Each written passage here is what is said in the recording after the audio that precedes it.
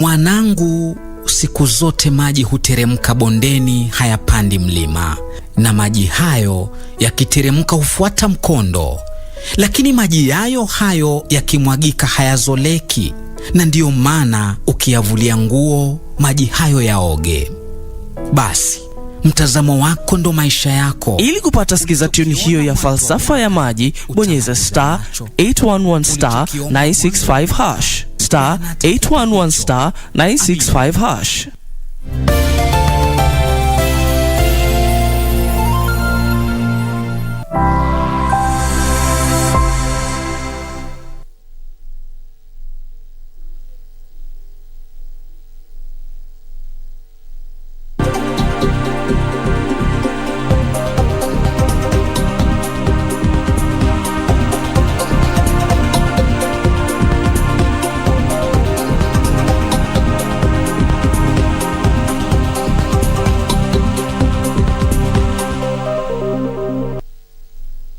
It is the 12th day of January 2022. Good morning and welcome to the first edition of this new year. Happy New Year.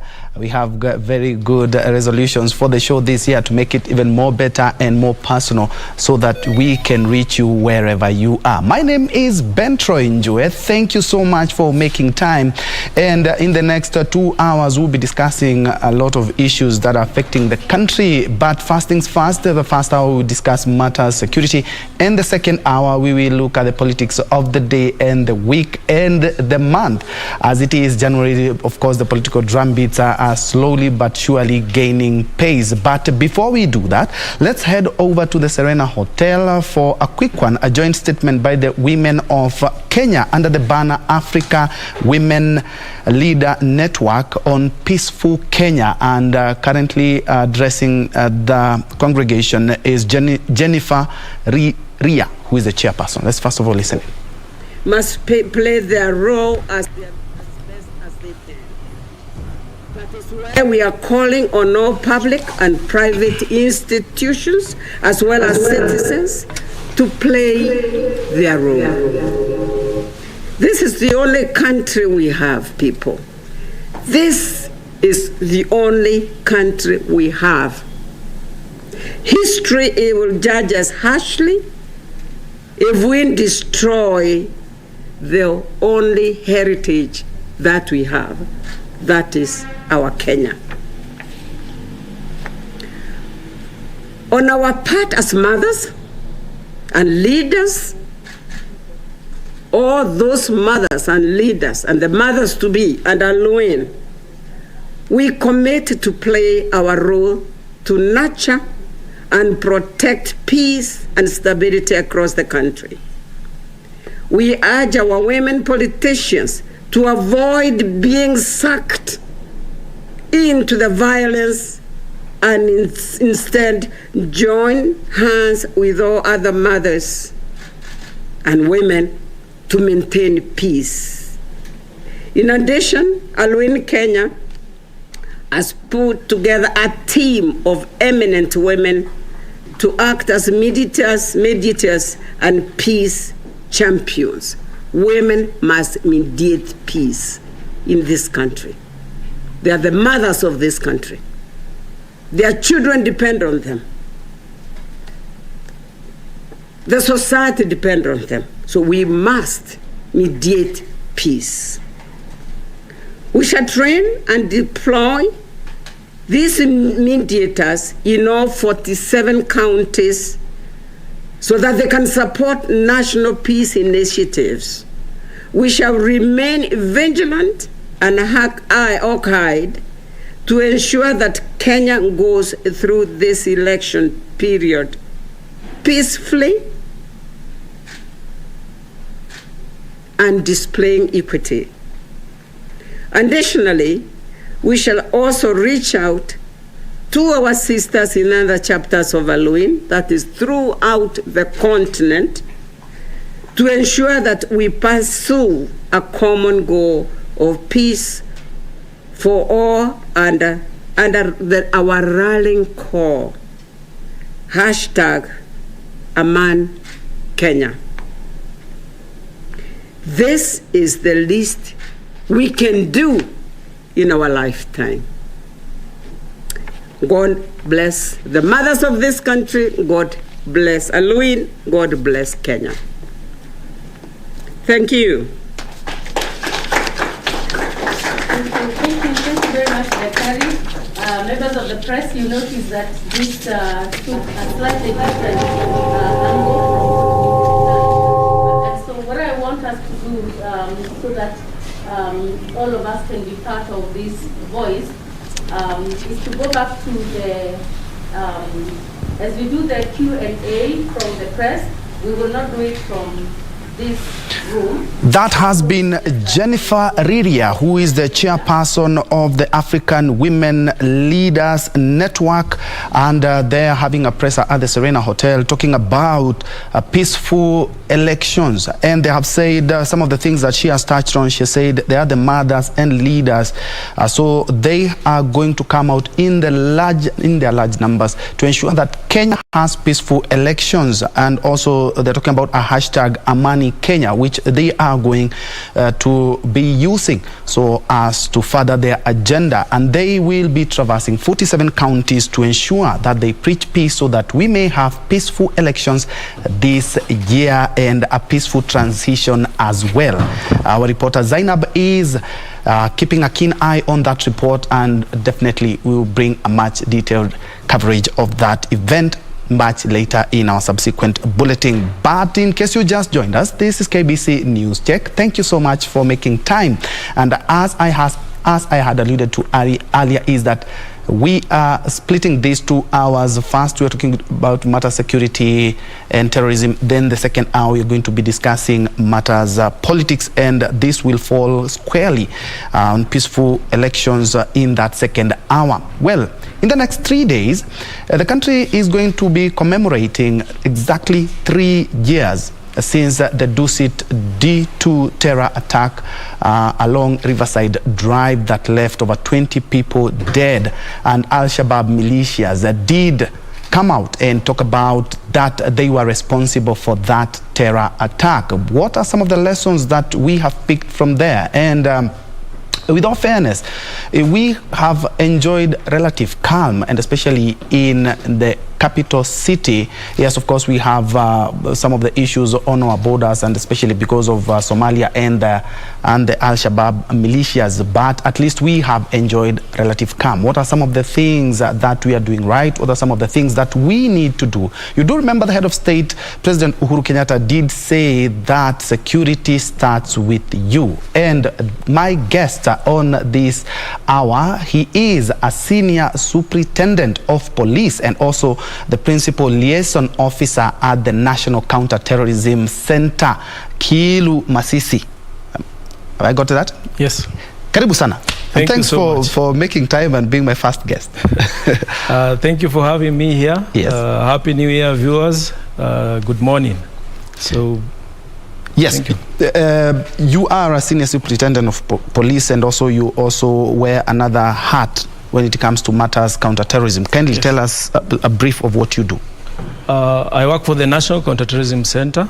The National Counter-Terrorism Center is a multi-agency instrument that is comprised majorly of security agencies from government, MDAs. So at the National Counter-Terrorism Center, you will find we have the police, we have members from the intelligence, we have the KDF, we have immigration, we have Ministry of Foreign Affairs, we have Ngao, so we have the prison department, we have the KWS. So it's a conglomerate of government agencies who deal with security. And the purpose of having that is to have coordinated efforts among the security agencies. So as a police officer, I'm seconded there, and I'm the principal liaison officer. And the NCTC, as those who will not know what NCTC does, NCTC coordinates counterterrorism efforts across Kenya. NCTC sensitizes and creates awareness across Kenya. NCTC also capacity builds enforcement agencies on matters of counterterrorism, and also NCTC in liaison with other agencies, they do certification for aviation schools. As we know, the plane has been used as a terrorist weapon. Yes. So it is good that we vet these schools so that you can know their intention, who comes there, who are the pilots, who are the students in those schools, so that we can have a secure, safer space for the aviation. Okay. Yes. And 3 years down the line, what lessons have we picked up from the Dusit D2 attack? I remember government agencies were on the receiving end because it was alleged that the US had issued some sort of a warning that the Al-Shabaab militias were planning an attack on somewhere that is frequented by tourists and people from other countries. Yes. What lessons have we been able to pick up since the Dusit D2? Of course, a very unfortunate event, but we may have picked 2 or 3 things that we can use to ensure that that does not happen again. Yes, we have lessons learned. The attack was very unfortunate, although we know our security agencies are very resilient in matters countering terrorism. So in the last 3 years, maybe we can go up to what happened in Westgate, issues of coordination. Yes. And we see there's an improvement of coordination True. in the enforcement agencies. We see there's an improvement of awareness, because in this awareness we also tell the larger society what to do in case of a terrorist attack. And you see in Dusit, you could see what the civilians did, and then you could see also what the enforcement agencies did. You could see the first responders, how they reacted, and those who came in after the first responders, how they acted.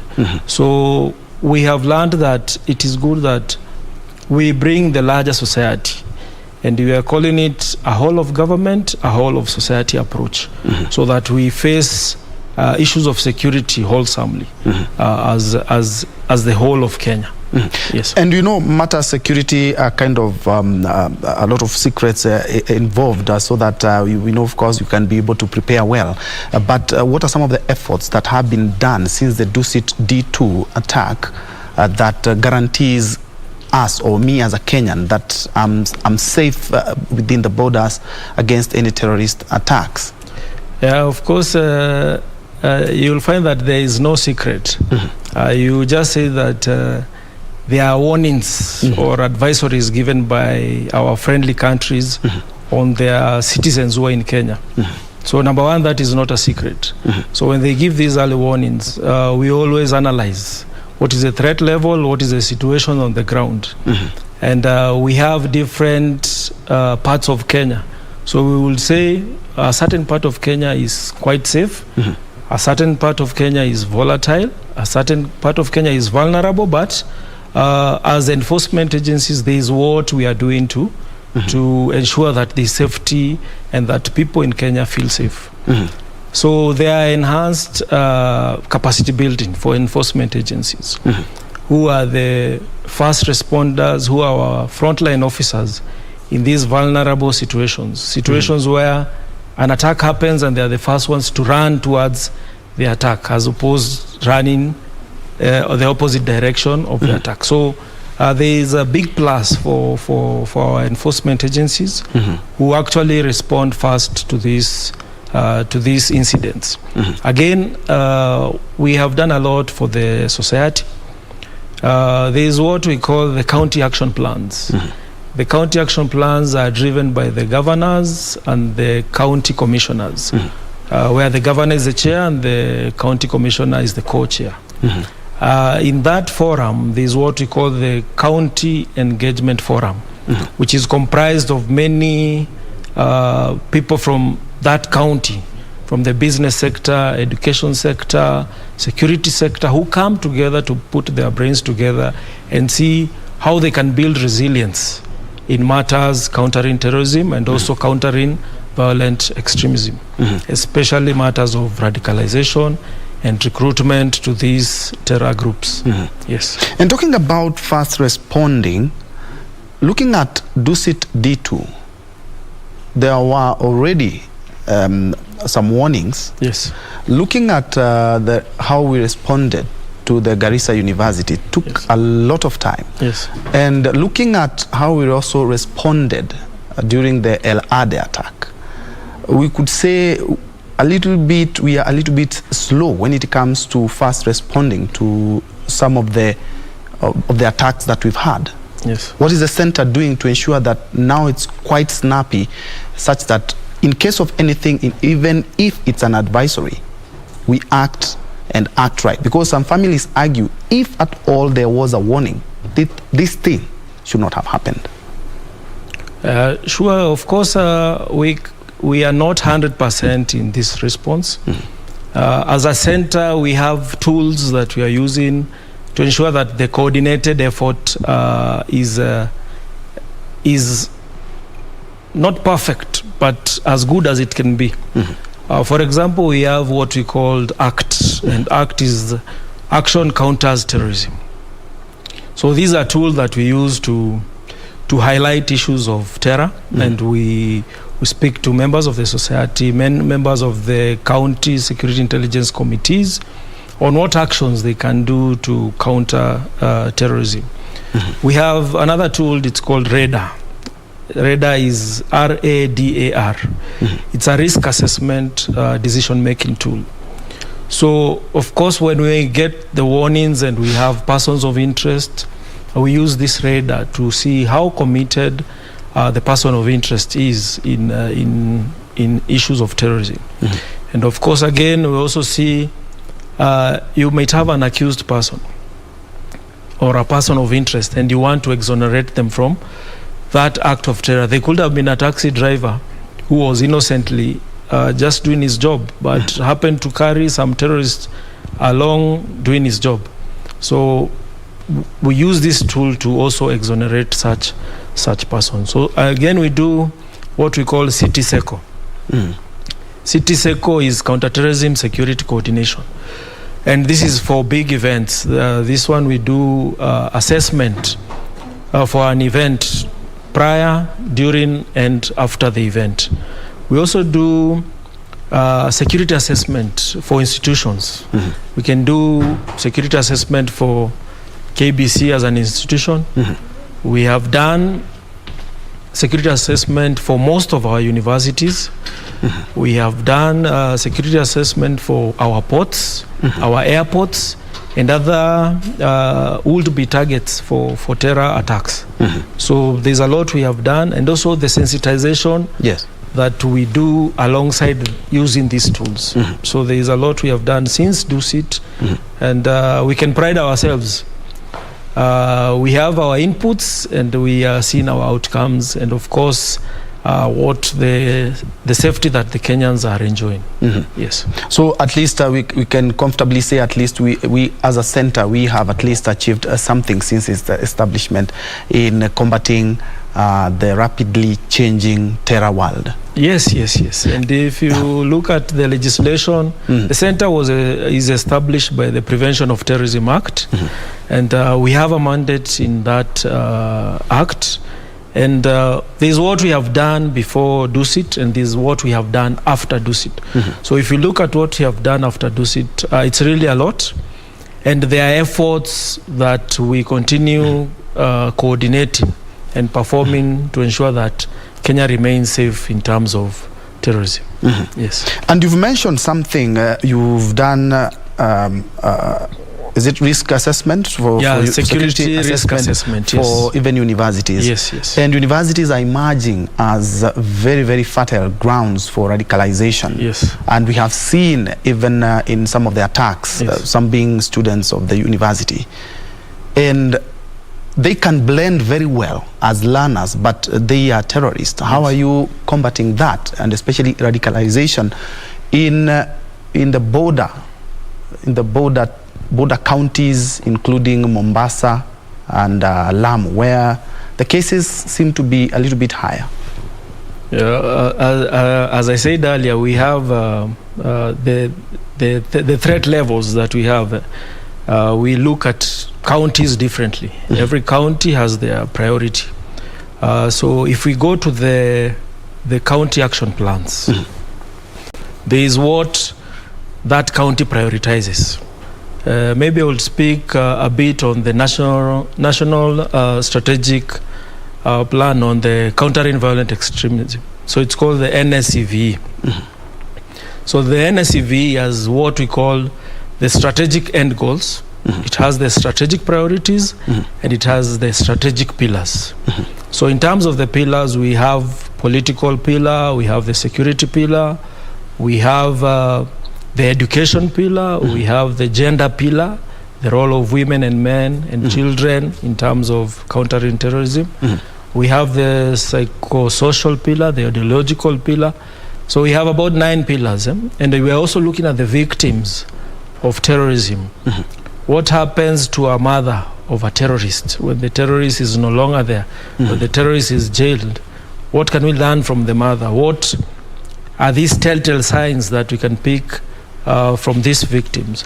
So alongside doing the security assessment, we also sensitize on issues of radicalization into violent extremism, who are the vulnerable groups, and in universities, we form those CT champions so that they can be able to pick up these early warnings, and then we can have the early interventions in such.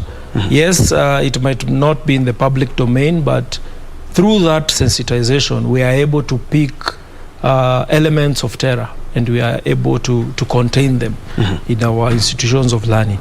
In the frontier counties, we have concerted efforts, the multi-pronged approach, the whole of society, the whole of government. And as you said, the president said, security begins with you and me.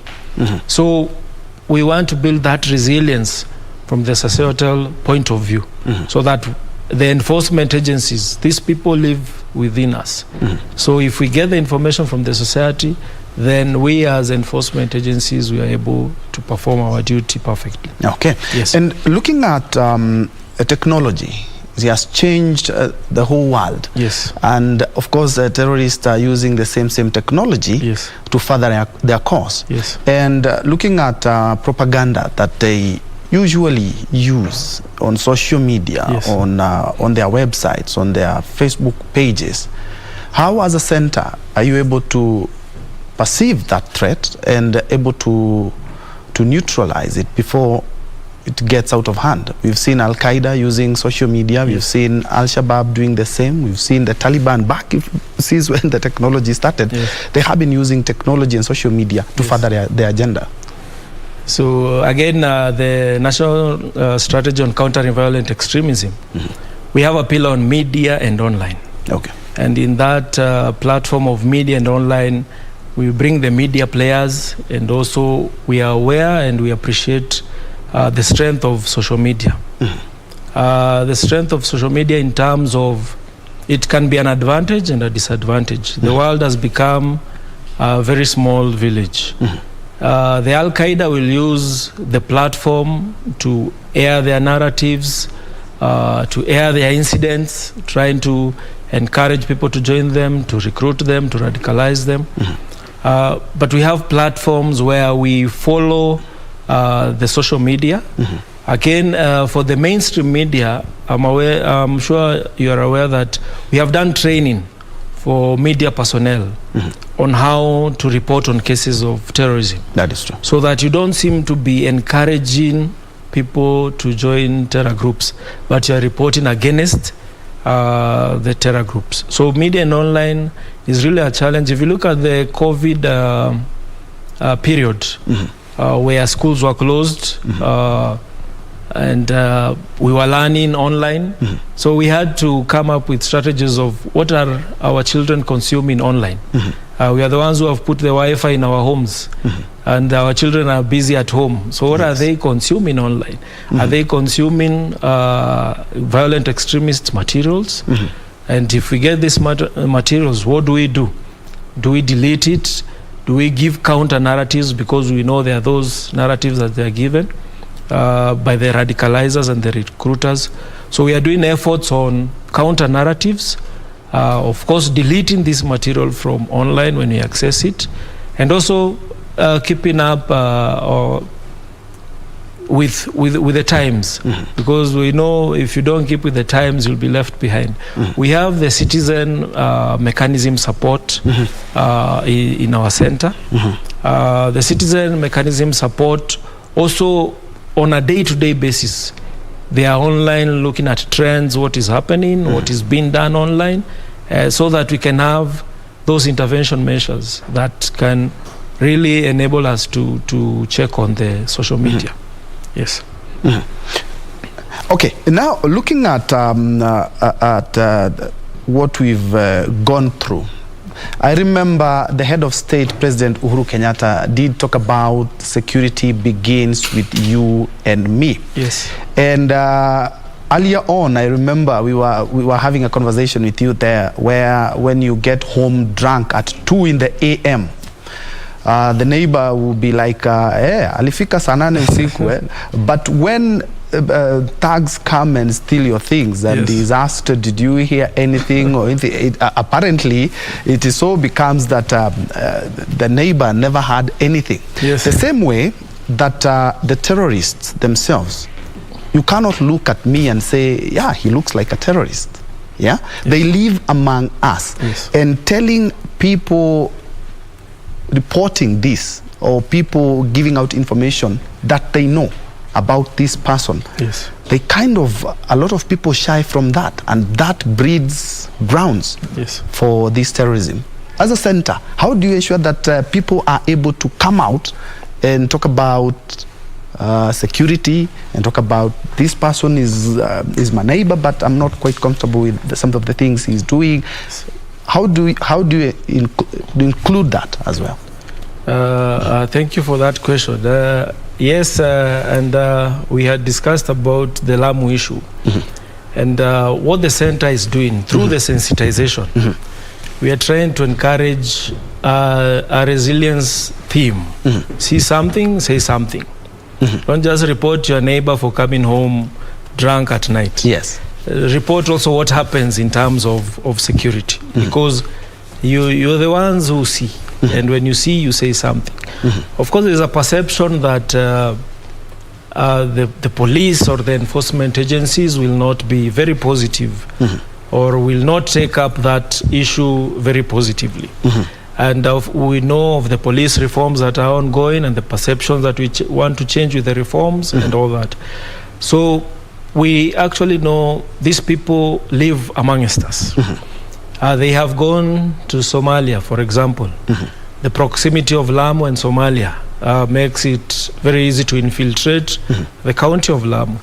The returnees who are there are members of the society. So when we are creating awareness and sensitizing members of the public on issues of radicalization and these telltale signs, we actually tell them, this person was available some time ago. 3 months, you've not seen this person. The person is back. He has a certain behavior. Would you report that to a chief? Would you report that to assistant county commissioner? Would you report that to the village elder who will scale it up to the enforcement agencies? And that is what we are trying to encourage. That if you see these telltale signs, we know there are the stereotypes who will see a beard like mine and say that I look like a terrorist. Yes, yes. But we have seen people without beards who are terrorists. Yes. And we are trying to demystify that issue of stereotyping. The face of terrorism, we are seeing terrorists from Busia, from Mumias, from Kakamega, you see? So it cuts across. Terrorists are coming from Nyeri. So it cuts across, and without stereotyping, there is what we are looking at. So that a neighbor would say that this neighbor of mine is behaving fishy. I think he's acquiring terror materials. I think his behavior is leading towards something that is not good.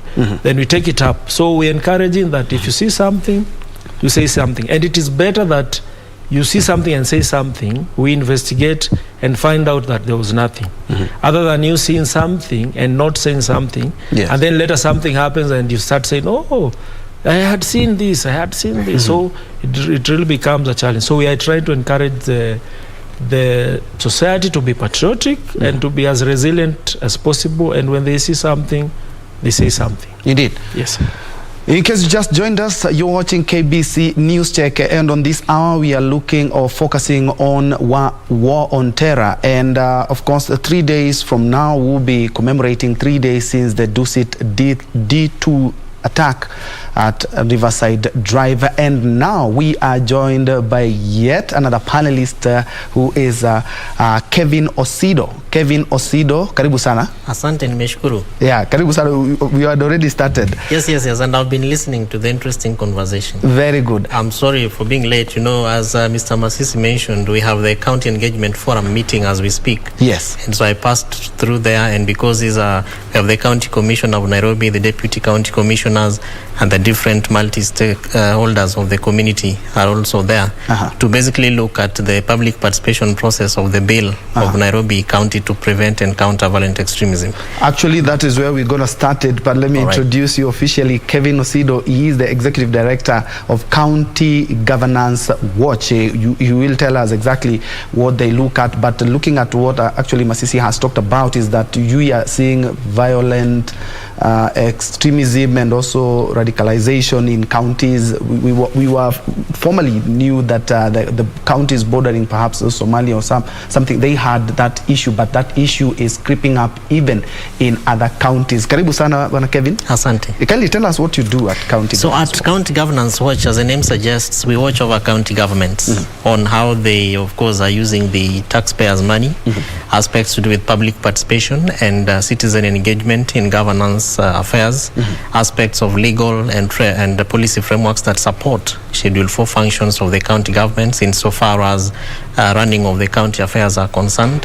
And quite actually since 2015, post-Westgate attack, we have been engaging on these aspects of peace and security, but much more instrumentally looking at how citizens are getting involved in making their societies and their communities secure. And so we have a big program called the Defend My Future campaign, which is a campaign that is rallying the citizens of the Republic of Kenya, friends and partners, to be able to safeguard our communities. And therefore, you know, like Mr. Masisi said, see something, say something. And so we've been working with the center on this, the National Counter-Terrorism Center, on this particular program to be able to build the capacity of citizens and even law enforcement agencies to be able to also have a positive attitude towards the community. You know, one of the challenges that we have had with security aspects especially is about reporting, where you walk into a police station and you are told you're the first suspect of a case or a report which you went to levy. So we've been working with different security agencies and also law enforcement organs on this particular program, just to make it easy for citizens to engage in security and also for the security agencies to be able to be much more proactive in picking these reports and also providing feedback. So that's really what County Governance Watch does, and we have what we call the County Governance Index, therefore that assesses levels of performance of counties in all the functions that are devolved by the Constitution in Schedule 4. So that is water, agriculture, health, education, infrastructure, and also how counties are basically mainstreaming aspects that safeguard our patriotism. So that, for example, if it is a county public service board, how are they hiring people? Does the governor and his team only pick people from one community? And how does that therefore entrench aspects of cohesion and integration of our communities in the government? Indeed, and it's a good thing that you've mentioned that you're talking about the future. You cannot talk about the future when you're not talking about the youth, and the youth are on the receiving end when it comes to things like radicalization, and especially in counties and a county watch. And the high unemployment levels are pushing the youths towards violent extremism. As a county watch, and you've talked about the forum itself. How are we supposed to deal with this so that we may ensure that our youths do not fall into that prey? So 3 things that we have seen happening. One of the things is, of course, government affirmative action programs. And if you talk about unemployment levels or poverty levels in our country, the segment of population that is worst hit is indeed, as you rightfully said, the youth. And interestingly is that government has come up with almost 11 different affirmative action programs. Most of them are aimed at, safeguarding or giving the youth a safe space to be able to either have your capacity built if you're already in business, or you're an entrepreneur that is doing very well but you have gaps that could probably be related to things like aspects like value addition or finding market for your goods. So government already has agencies, that are supposed to engage with young people. So what we are doing at County Governance Watch is to provide linkages, where, for instance, we identify these young people, these groups, and we write letters and use the kind of networks that we have, such as the National Counter-Terrorism Center, the State Department of Youth Affairs, among several other government, both national and county government organs, to be able to provide those linkages. The second thing is to undertake assessment of uptake of this affirmative action program, so that, for instance, how much does a county like Kiambu or a county like Mandera or Lamu have for young people who are at risk? And how has government made it easy for them to be able to access? And a youth at risk and a youth who would want to probably take advantage of that unemployment situation, if you look at their lifestyles and some of the tools that Mr. Masisi was mentioning, and you begin to assess their lifestyles, a lot of these people are not people who will show up in a nicely dressed suit like myself. So most of them are people who probably have given up. They are hopeless, and they imagine that nothing good can come from them. And some of them probably don't even have national ID cards. So if you look at some of the requirements that government has put in place for them to be able to submit to benefit from some of these affirmative action funds, then most of these young people who are at risk then are left out. So what we have done with particularly engagement with the State Department of Youth Affairs is to try and work with the CEOs and the fund managers of these funds to see how the government can be able to give them a cap off, so that some of the requirements are either lessened and made easy for them, so that it is exciting for these young people to begin to apply or gain interest, in application of some of these funds. The third thing is, of course, to look at what we call the policy and legislation angle, which is therefore to look at, does the government, both national and county, have policies that will give strength to the youth to be able to see value in why it is important for them to be involved, so that they either create jobs or get involved in those job creation mechanisms. So what we have done as an organization is to work through the Council of Governors, what we call the development of county youth action plans, which really look at the context of that young individual. What is the best thing that you can do within your county? And so has the county government put in place a mechanism to safeguard what you want to do? So that, for instance, if you go to Kisii and there is a lot of soapstone carving, has the county assembly passed a law that would also lead towards on-source revenue by supporting that soapstone carving artisanry work that the youth are doing? Has the social development officer, helped them to register so that they are able to benefit from some of these funds? Because one of the requirements is that you are actually registered by the government. And so without that registration, it becomes difficult for you to benefit. And that benefit, so that you deal with aspects of unemployment and encouraging these young people to not just look at government as an employment agency, but also looking at how they can be able to, on their own volition, come up with mechanisms and methods of, creating employment. We do the fourth thing, which is working with government agencies to build the capacity of these young people. And we have had very many forums, including just yesterday when we convened about 384 young people of Kasarani sub-county of Nairobi to be able to look at the opportunities within the sub-county and how they can be able to benefit, and not necessarily look at government as the place to get employment. And definitely, of course, you are keeping the youths away from violent extremism and radicalization. Masisi, grief, pain, regrets characterize victims and families of people who have undergone perhaps a terror attack. Yes. As a center, do you offer psychosocial support to these people who are victims? Yes. As I said, maybe I touch on what Osido has just said about the push and pull factors. many people who are radicalized or recruited into terror groups, they have grievances.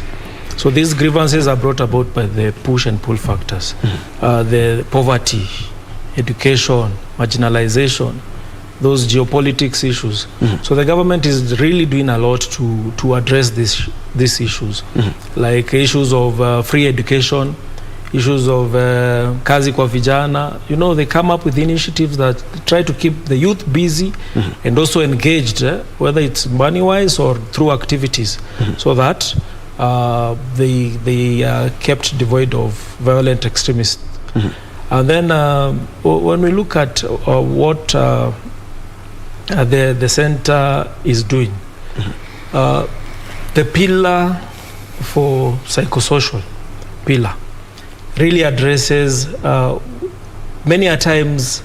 If I give you an example of a suspect and a victim, who is many a times given more focus, it is the suspect. Actually the suspect. They'll be given transport, Yes. they'll be given food in the cells, Security, tight so what security. happens to the victim? Yes. So we are saying that the victims of terror, those who have been hurt, those who have lost children to terror activities, what do we do with them? So we counsel them, we engage them in forums, and we talk to them. We learn from them. What did you see with your child? How did you know they went to Somalia or something? Others will come and say, yes, I think my child is in Somalia. Why do you think your child is in Somalia? This is the way they were behaving. So we take up that and we try and sensitize that if this victim would see this in their child, would it be a lesson that we would like to give to other parents so that they can also have those early warnings to tell on what to do. So there's a lot of psychosocial support that we give at the center, and also trying to bring them on board because again we know youths radicalize each other. Yes. A brother will radicalize a brother.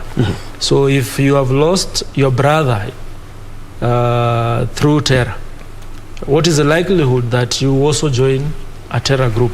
So we also keep abreast with what is happening with that family, so that at least we can build the resilience and also make them see life on the better side. Yes.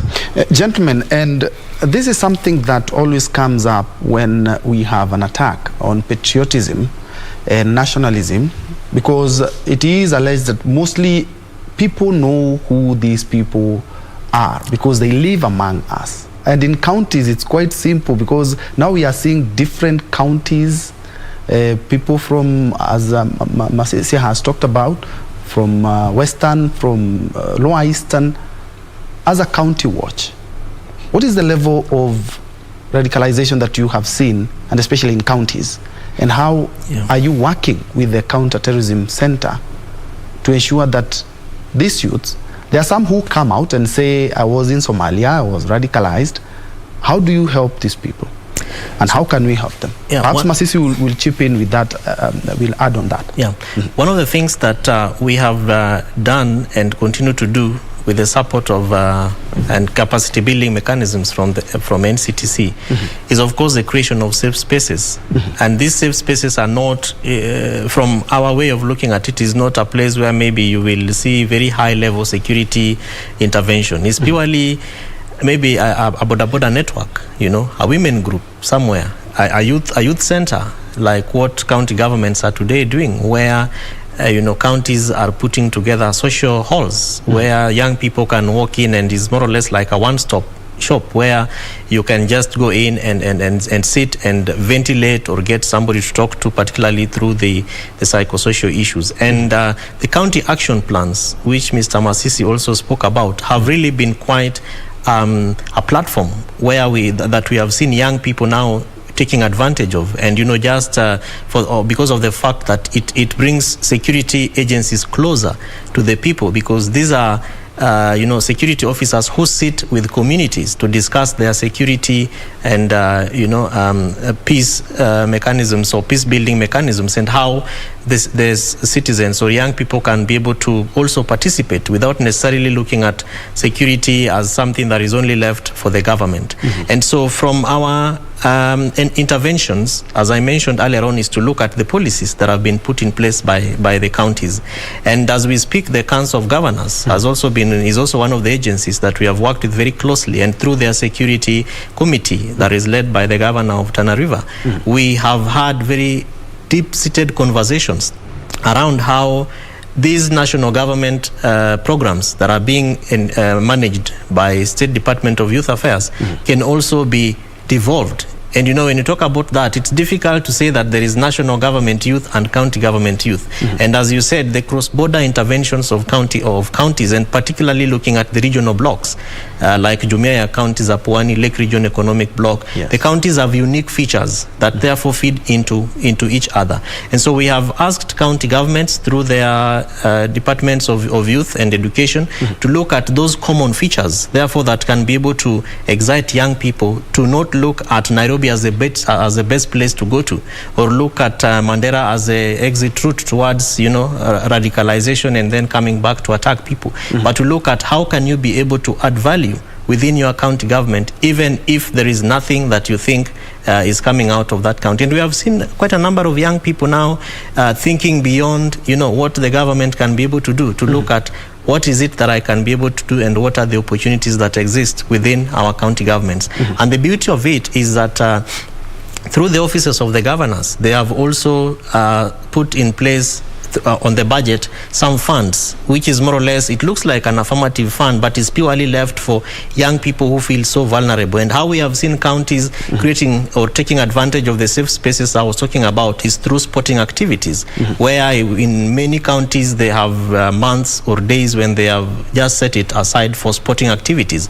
And so as civil society organizations, we take advantage of those platforms and move in there and invite NCTC for public awareness sessions, invite the county commissioners for security briefing sessions, and sometimes even prisons, because some of these young people are people who have been to the prison and back.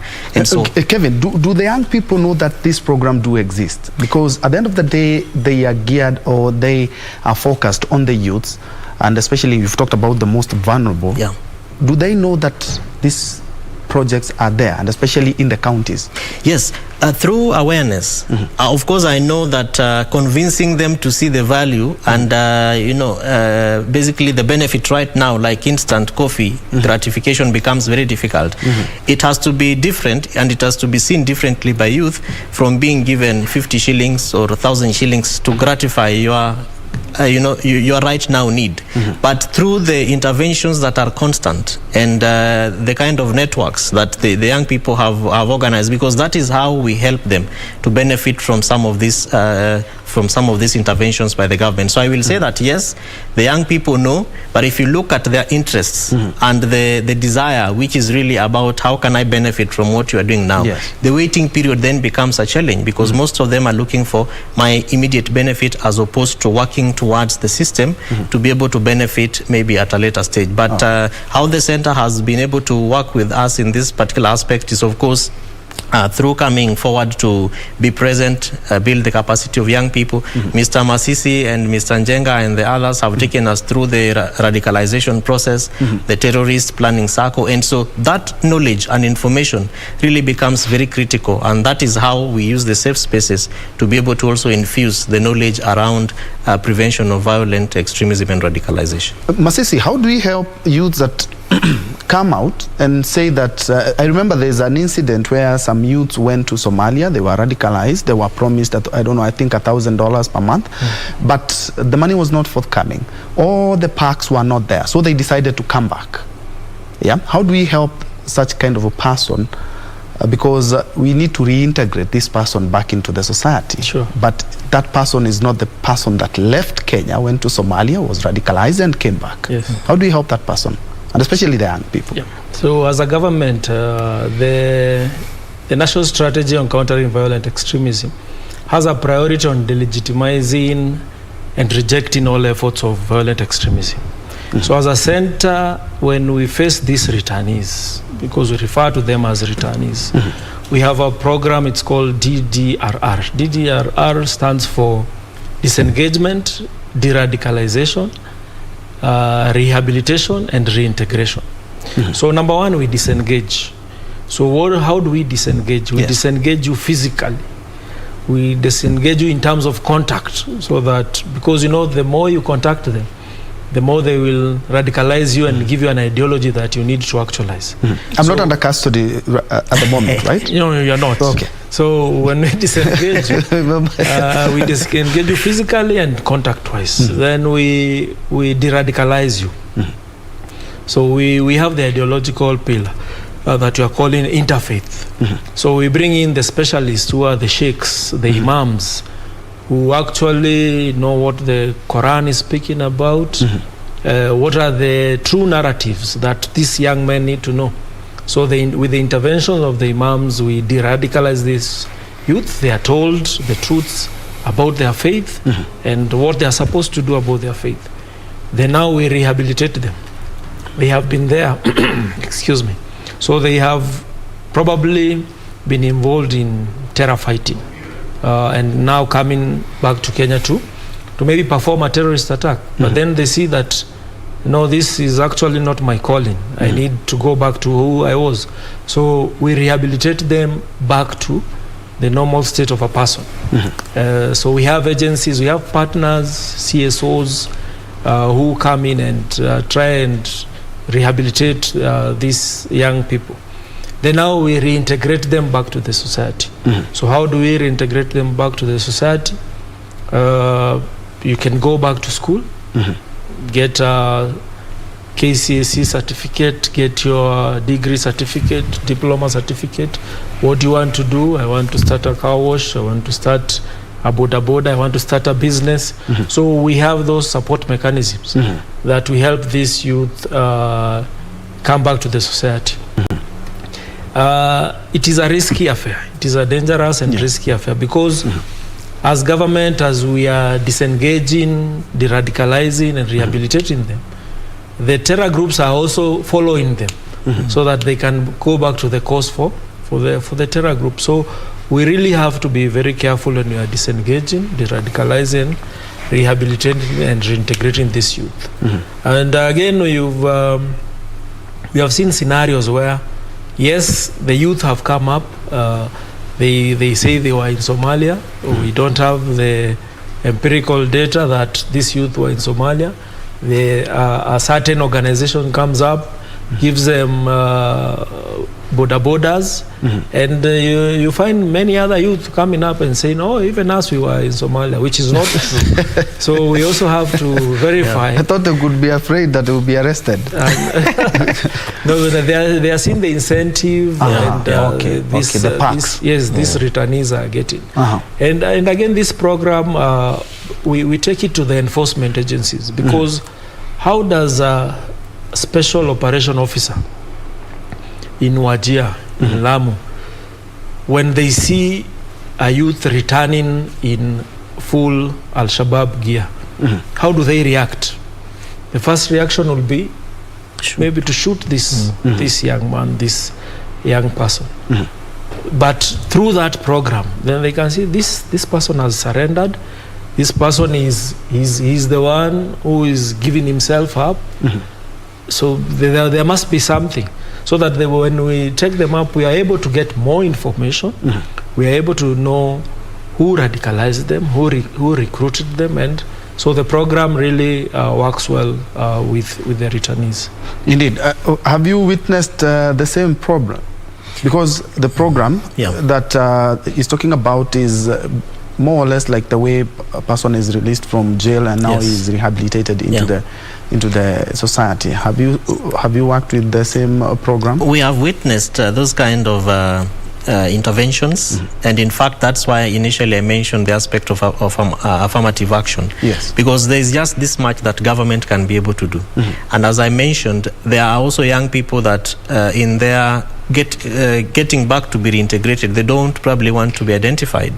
So what we have seen happening is how to therefore amalgamate them into ongoing programs like car wash businesses, the border networks, things that then give them the opportunity to also feel like they are accepted, appreciated back, and what Mr. Masisi has mentioned has been quite fundamental, especially from Nairobi County, and we have seen the assistant county commissioners, the deputy county commissioners, basically the county security intelligence committee being very critical in terms of, you know, being the first person or the first people to receive some of these young people, because the aspect of security then scares them even away from the community. And in the event that they want to get back even those who are from prisons, one of the things that we have done and keep doing is to organize common events, like I mentioned, the soccer plays. Yes. And we have had a number of them, and even other organizations that are also part of the County Engagement Forum, organizing soccer events that bring together some of these youth that have been either brought back to the community and they want to feel accepted, playing together with policemen. And you see, after that event, we have conversations, and that's how we have also been able to see the de-escalation of a number of terror attacks even in Nairobi, because now there's a lot of sharing of information. People are beginning to say, I saw this happening, what does it mean? And even from capacity building aspect that NCTC does with most of us, is to be able to also empower them with information, that if you see this kind of thing, it means this. If you have a friend or a neighbor who is behaving this way, begin to, you know, report to the nearest police station, and if you go to the police station, this is how you make your report. And we have even had sessions where we help them understand what the OB number means, how it is done, and basically the implications of those kind of reports. And it's been quite positive in terms of attitude change, acceptance by these young people, and then also attitude change from the security agencies. And so we have seen a lot of, you know, joint sharing and common engagement between security agencies, the youth groups, and a lot of this has been successful through unconventional means, like car wash sessions. You could be a deputy county commissioner who takes off your official uniform, you drive your car into a car wash, just like any other person, and you begin a conversation. And we have seen those kind of attitude elements really being quite instrumental in dealing with the war on terror in Nairobi. And because of the interest of time, we need to pick up pace. Looking at what Kevin has talked about, is that of course we are enjoying quite a secure environment, so to speak. Yes. But looking at some places like Lamu, we've had sporadic attacks several times, and the insurgents just slip back to Somalia. Why is it that we cannot decide that we have to sort that problem out, just like we did for Mashifta back in the 80s and the 90s? Why is it that always comes out? I know it's a security question, but the Lamu corridor, yes, and the northern frontier, yes, we seem to be having an issue there. Other counties, we are enjoying relative calm. There are many concerted efforts by the government to ensure that the frontier counties, Lamu, Wajir, Mandera, Garissa, remain safe. What we have to appreciate is that terrorism is here with us, and it is a menace that we have to deal with. It is a day-to-day activity for the government to deal with issues of terrorism, because we have to protect our citizens and our friends who are in Kenya. And their efforts, as we'll say, there's the soft approach and there's the hard approach. So the hard approach, the soft approach will not work without the hard approach. The hard approach will not work without the soft approach. True. So the hard approach is the tactical, the techniques that I use, the procedures which are used. So there is a lot that is being done in these frontier counties by the enforcement agencies, and also by us as NCTC, going there, talking with the youth, talking with the imams. The imams also tell on each other. They say that whatever he's preaching is I think is not right. He has a small group that he calls after the prayers. So what is he telling this small group? So they tell on each other, and this is something that we pride of, because the more we talk and the more we create awareness along those frontier counties, the more we create resilience. The proximity to Somalia, again, as I said, makes it easy for those who are there to infiltrate. We know of the transnational migration. With the help of the national coordination mechanism, we are able to tell that okay, these are Kenyans, so they'll go to Somalia where they have a relative and come back to Kenya where they have a relative. So how do you pick that the intention they went to do there was actually a terror thing or not? So without really creating this awareness among those communities that are there, then we will be failing in our efforts. But we are doing that. The returnees, the element of returnees in Lamu is also another issue. Yeah. So how does the neighbor tell that this is a returnee? Maybe they have come in the cell that we call the sleeper cell. So they are just waiting for activation. Yeah. So if this person is waiting for activation, well, how are they behaving? And how would a neighbor of goodwill tell that this person, I think this person, the behavior is not right? So we are really doing so much effort in those frontier counties, and we are winning. We are winning. Yes, and we thank the society for what they are doing. The reports that we get on a day-to-day basis, they are really helping us in ensuring that we fulfill our mandate. Indeed. Yes. And we are taking a quick commercial break, and then we will be back to wrap this up. Of course, I'm joined by Senior Superintendent of Police, who is Masisi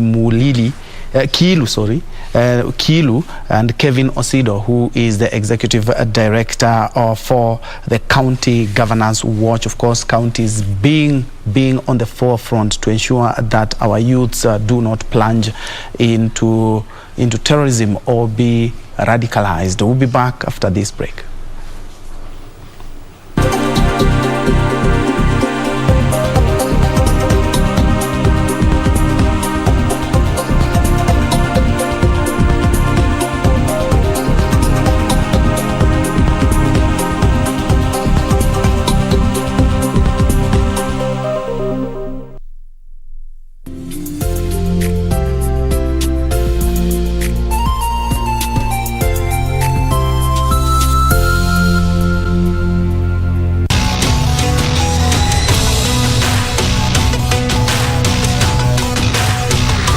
You've had your revolutions, you've had your cartel wars, but you've never had the global dealers in violence.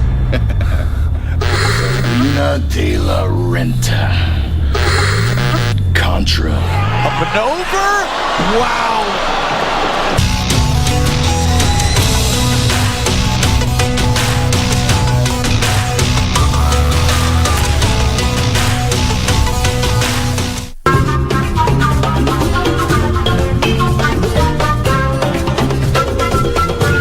Wiki hii kwenye Mkulima tutazingatia ufugaji wa kuku wa kienyeji improved,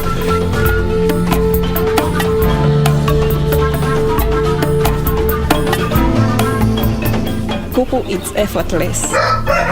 Kisha tufuge ng'ombe wa maziwa mjini. Huku ni Nairobi, yes, na hakuna shamba. That is the biggest challenge we have. So the only thing we do, na utilize ile space kidogo iko, because the government is unapata ina to encourage. Basi usikose kujiunga nasi Jumapili saa 9:30 kwa mseto kamili wa kilimo hapa KBC channel. Log on to the KBC website at www.kbc.co.ke to get the latest breaking news, entertainment, sports, politics, lifestyle or business trends from Kenya and around the world. Never miss new episodes from your favorite TV shows, reruns and movies. Just stream online or watch live on your YouTube channel at KBC Channel 1 TV shows. For the day's biggest stories, trustworthy news and family entertainment, log on to KBC Channel 1. Watch what you want anytime, anywhere.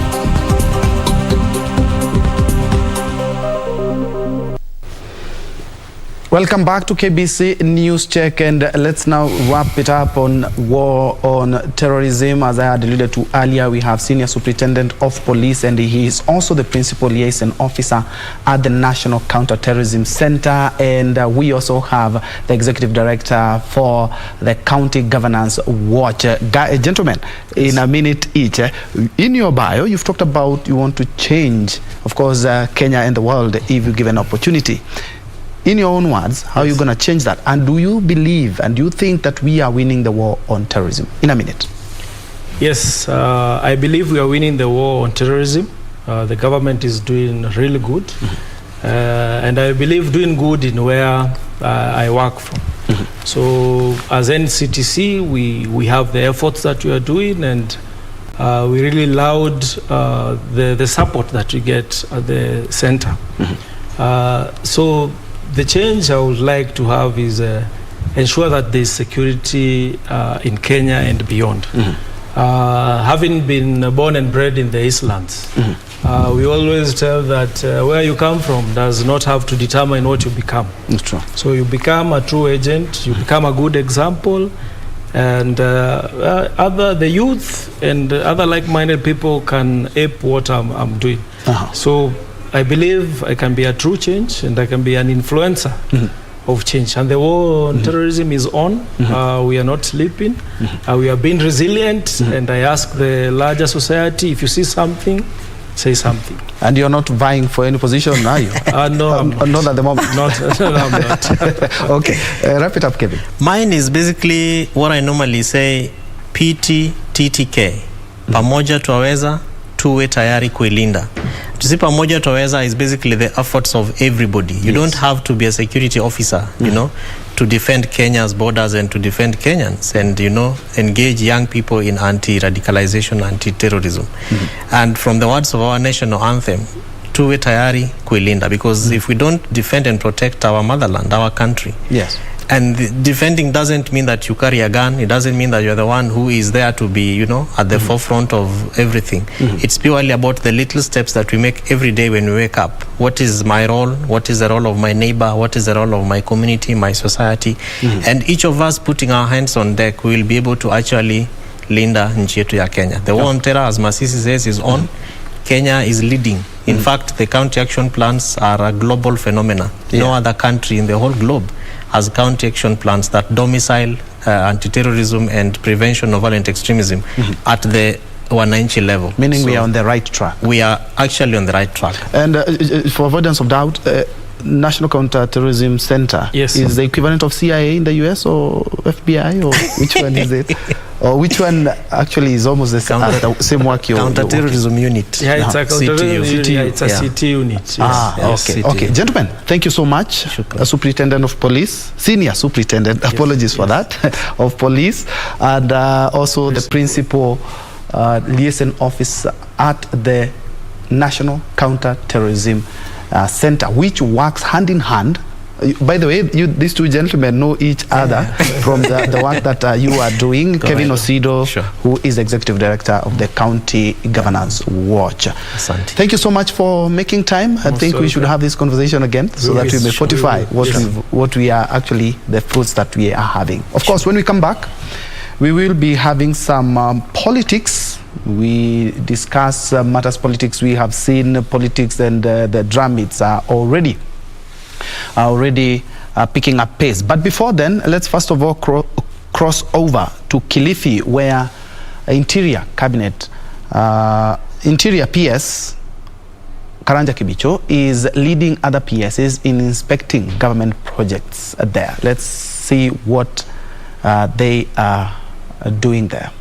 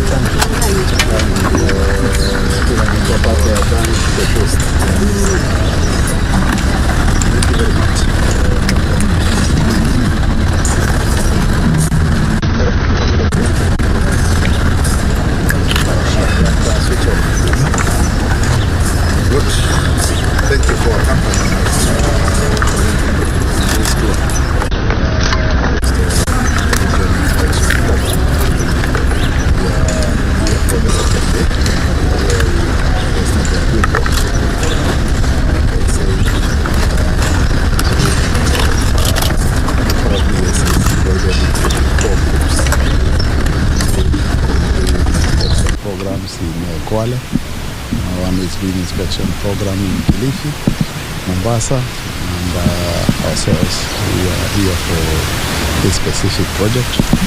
We are aware this is a flagship project that was started some time back, conceptualized in 2012, and is supposed to expand our training programs on the hospitality industry. At completion, this project is supposed to accommodate 1,000 students, and it has all the accompanying facilities for training in the hospitality industry, paying special attention to the maritime sector. And we are here to just check and inspect the level of completion, because we have decided as government to do phased completion of this project that will admit most likely early next year or late this year the first batch of 250 students. So we are here to ensure that we will be ready for that, and we have been going around as you've seen, and just satisfying ourselves that everything is in place. We are happy to report that overall for the isolated completion phase, we are at 71%. We have seen some of these buildings just about to get completed, and then we embark on the external landscaping work. Then we go to the other phase that will complete the remaining tuition blocks, the remaining hostels and staffing quarter. So we are satisfied that within the time frame that the contractor has given in this year, we will be able to deliver that first phase of this project. After here, we are going to see other projects. We will go to the Creation Center at Fort Jesus.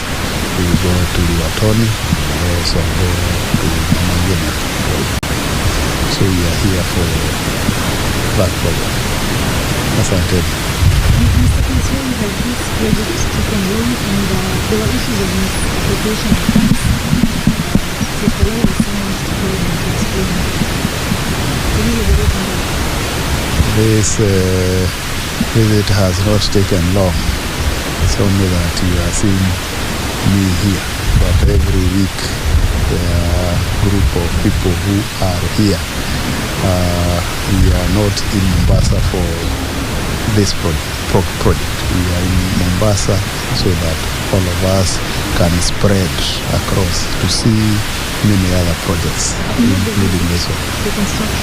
The construction has had its issues in terms of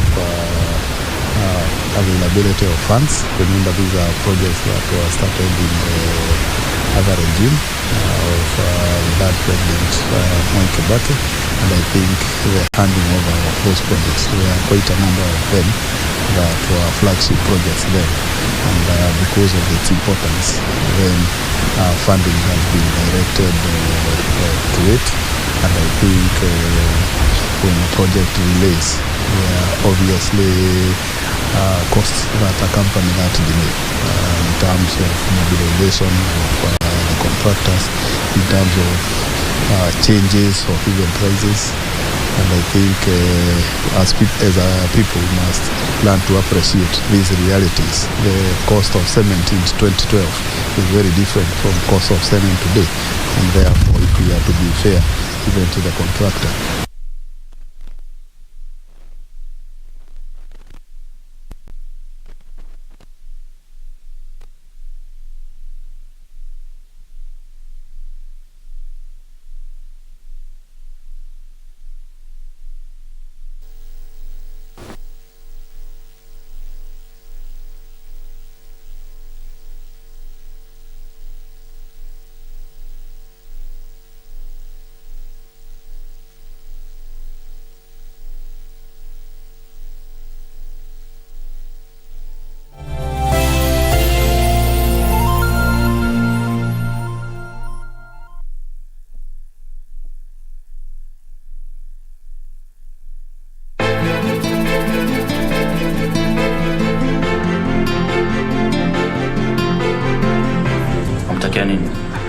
Kwani wewe ndivyo? Hajalishi wewe sema watakaje. Yaani utakwambia kweli kabisa? Kama mamako alikwambia nilifariki, basi alikudanganya. Wewe usijifananishe na Badi Maya. Kwa sababu ya ujinga wa mume wako, mtafilisika kabisa. Misha kwa mtu mzima. Na najua maana ya kuwa huru, lakini yeye hataki kunielewa. Mimi si kama mwana wa nyoka ni nyoka.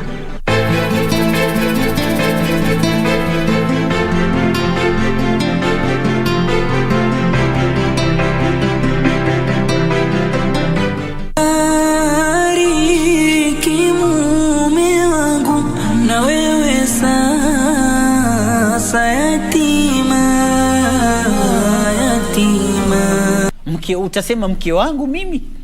Wewe umemwoa kwa mahari, umefunga nikaha, unampatia chakula, mavazi na nyumba, kila kitu, mke wako.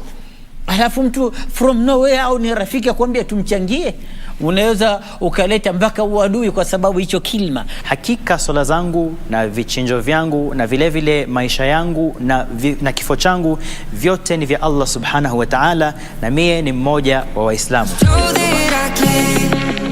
I'm still gonna try. I'm up in the clouds with no wings, I'm a fly. Oh, fly away, fly away, fly away.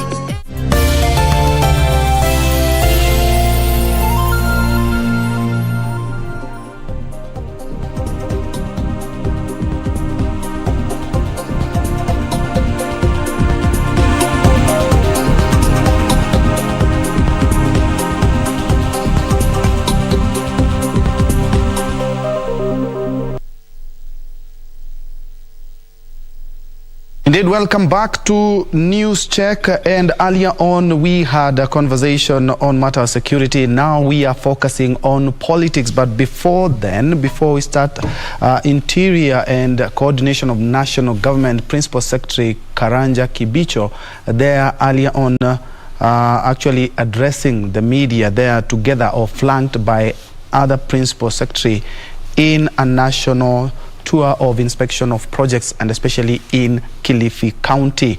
Some of the things he has talked about is that all the projects are firmly on course for completion, bearing in mind that we also have a general election later on this year. Of course, he has talked about they're satisfied, or the government is satisfied with where those projects have gotten so far. And he has talked about some of the projects being completed before the term of the president is concluded or before the election, some actually in the next couple of months. That is a conversation also we will touch on the legacy, and especially now that we have a couple of months, less than 7 months to the general polls. In the second hour, I'm joined by two gentlemen.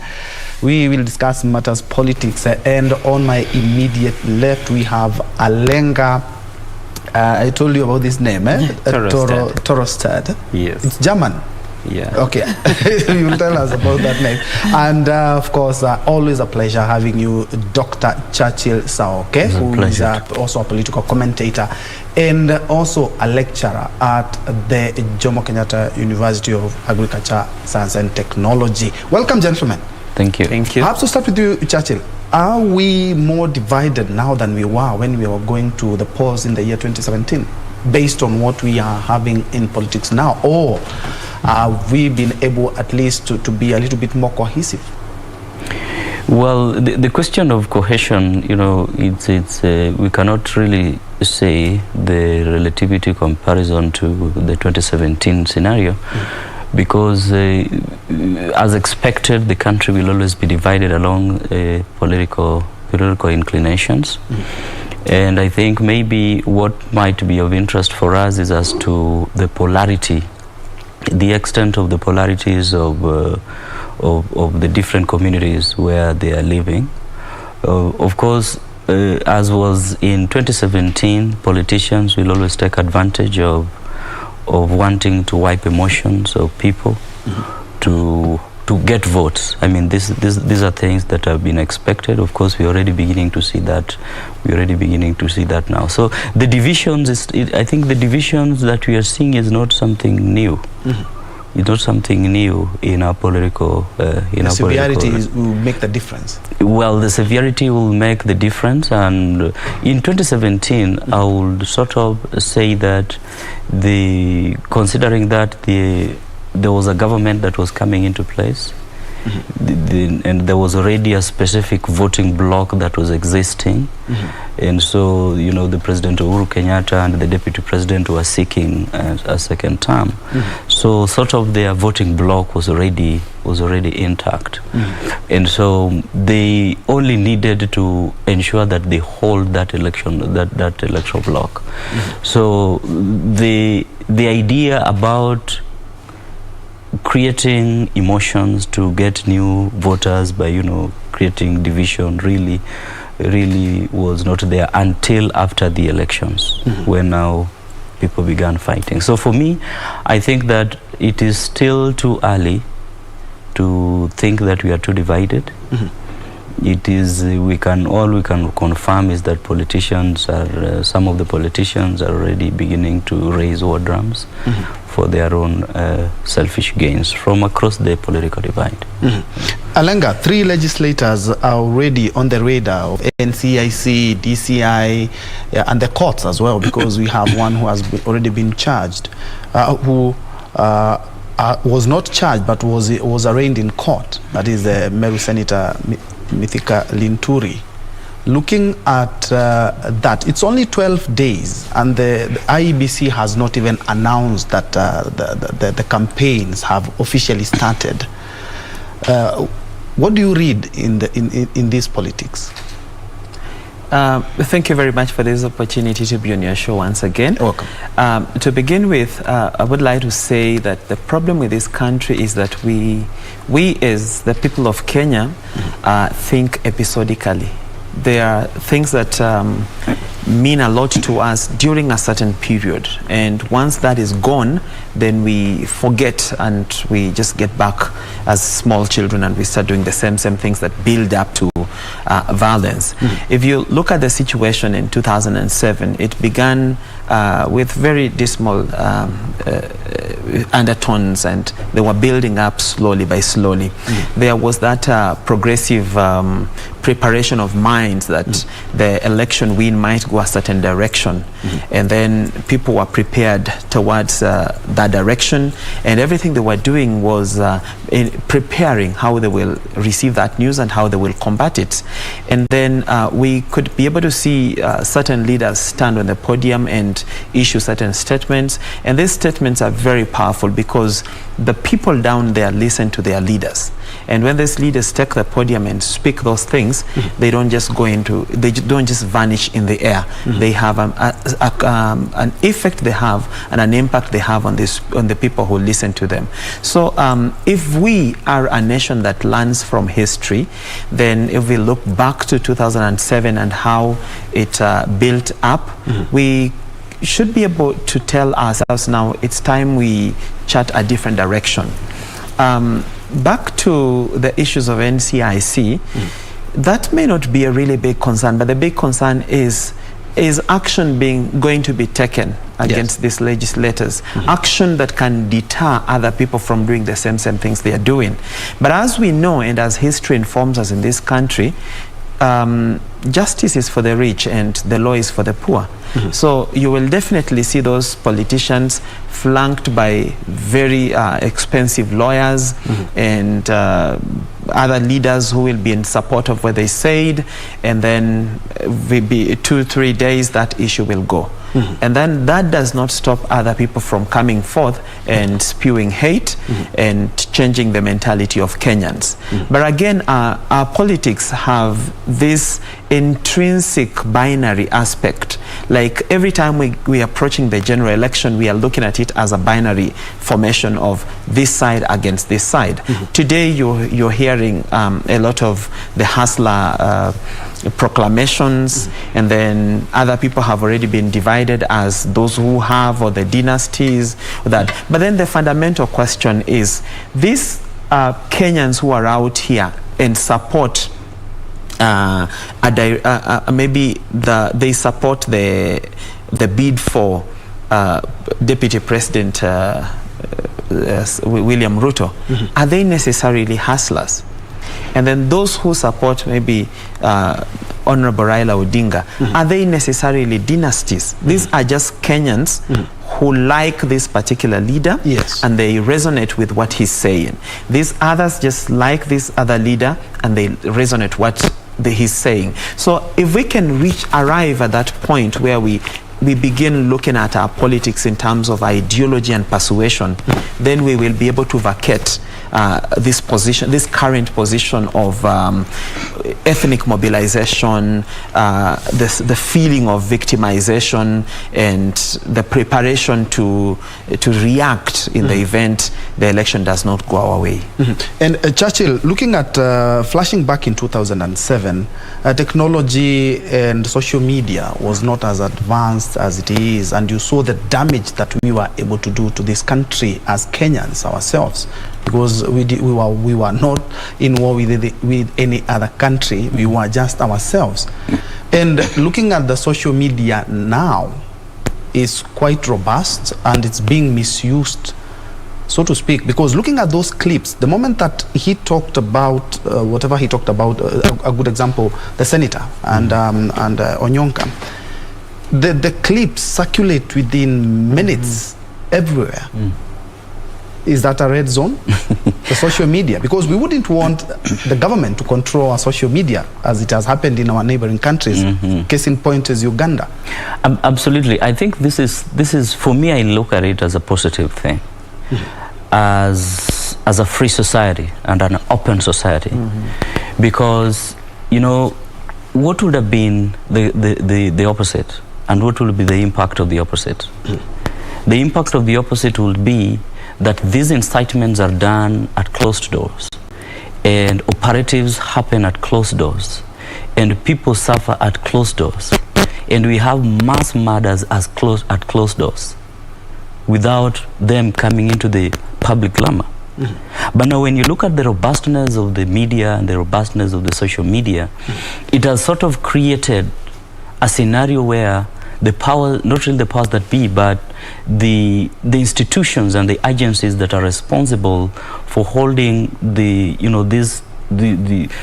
national cohesion and the security agencies, they have now been put to take action against some of these people. So I think that it is something positive that Kenyans are becoming more vigilant in ensuring that they are doing a job that should have been done by somebody in government. And so the government agencies sort of are now moving and following what the people of Kenya expect them to do. And I think this is the main purpose of having a strong civil society organization that is able to not only keep government in check, but also complement government work in ensuring that the country is at peace. For example, I'm just thinking that NCIC might not maybe have the capacity to go everywhere and monitor every speeches that people make, but through some of these media platforms, they are able to get what is happening across the country, in all corners of the country, and take action against some of these people. So I think for me, it is, in as much as on the opposite hand, it flames up the what, for example, Senator said, but on the other hand, it actually brings it open and onto the fore so that action can be taken. Alenga, looking at the political parties amendment bill, fiasco in the National Assembly, and of course we're waiting for the Senate to make a determination on the same, but we saw clear divisions.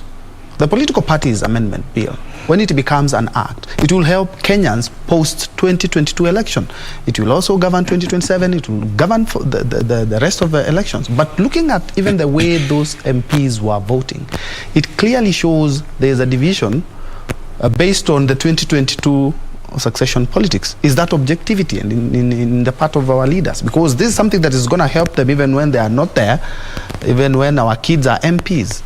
But when they were voting, we saw a sharp division that is based on the 2022 succession politics alone.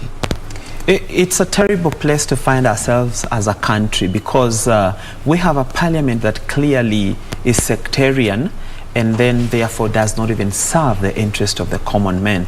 So what we have as a parliament is a parliament that serves the interests of what they call their principal leaders.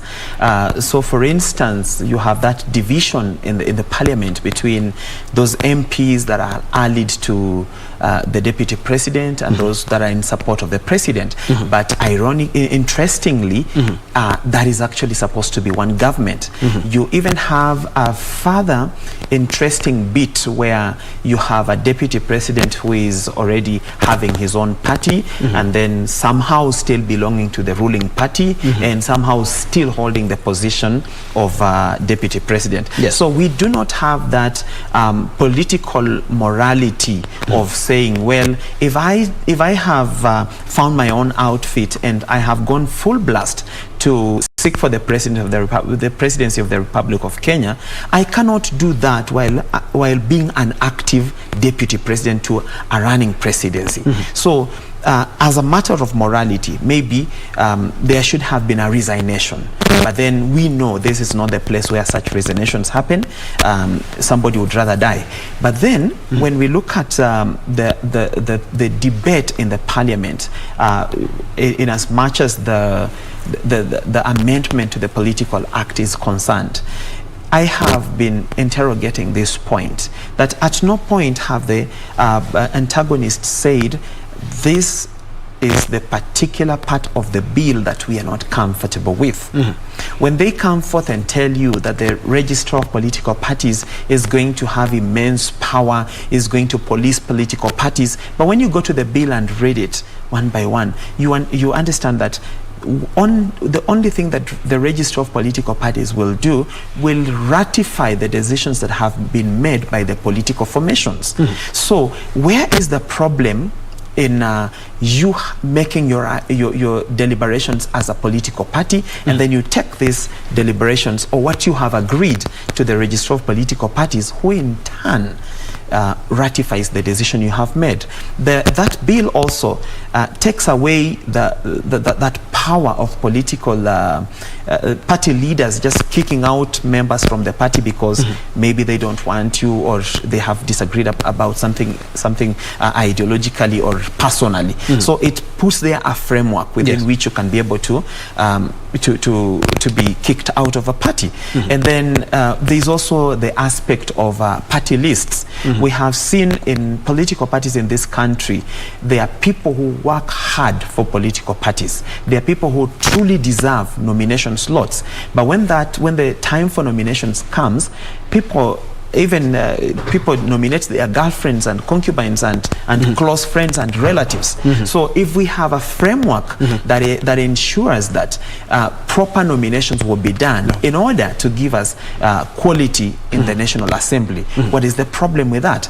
But what we should be deeply indicting in our conversations is the model through which we elect these leaders. And that is what the bill tries to cure in the sense of the issue about coalition building.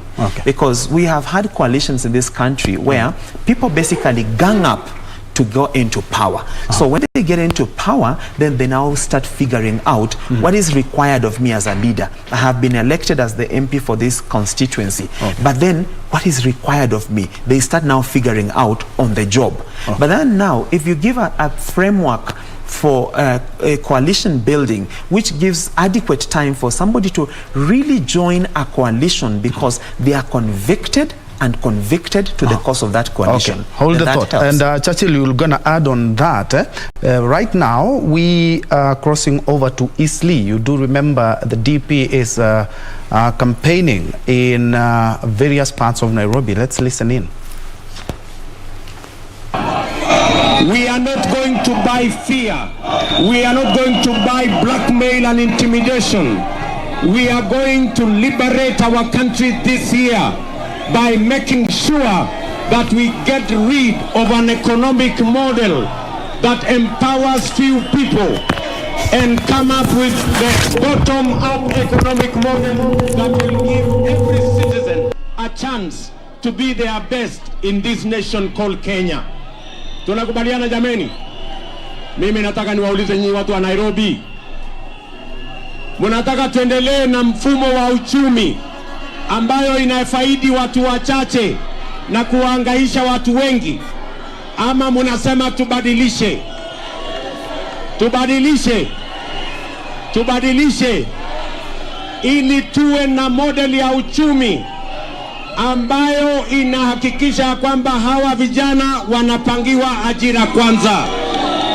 Model ya uchumi ambayo inapanga pesa ya biashara kwa hawa watu wa chini hawa kwanza, na ambayo inahakikisha kwamba chakula inapatikana kwa bei nafuu, ndio kila mmoja wetu aweze kulisha familia yake. Na wauliza watu wa Nairobi, mnasema tuendelee kungojea ile inatoka juu, hatujui itafika lini, ama tubadilishe tuanze na chini?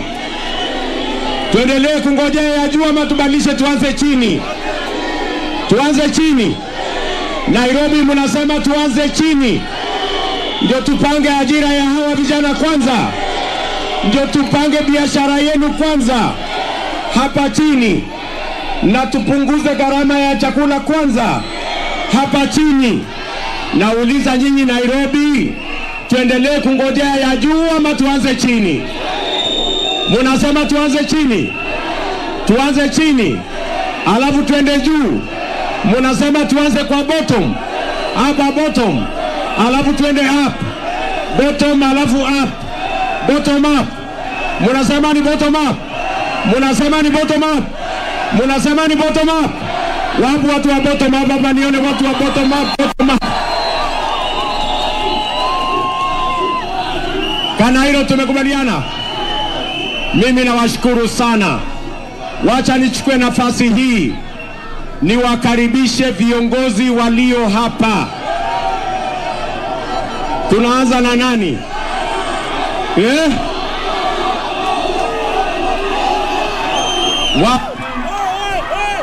Nyinyi shukeni sasa, wacha tuanze na huyu mungwana.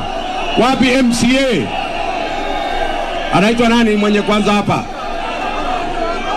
Aya, wapi loudspeaker? Wapi microphone? Tuanze na huyo mungwana, anaitwa Mheshimiwa Swag Master. Swag Master hapo. Nairobi oye! Nairobi oye! Nikisema UDM nasema Hustler Nation. UDA! UDA! Bishop. Let it come.